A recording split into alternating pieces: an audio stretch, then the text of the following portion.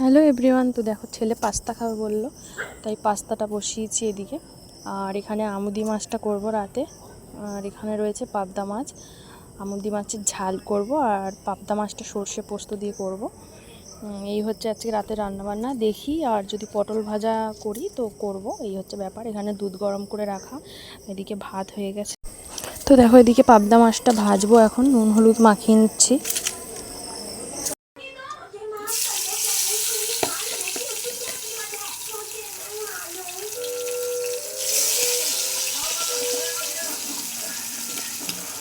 এদিকে দেখো ছেলের পাস্তা রেডি হয়ে গেছে, দিয়ে দেবো ওকে এবার খেতে।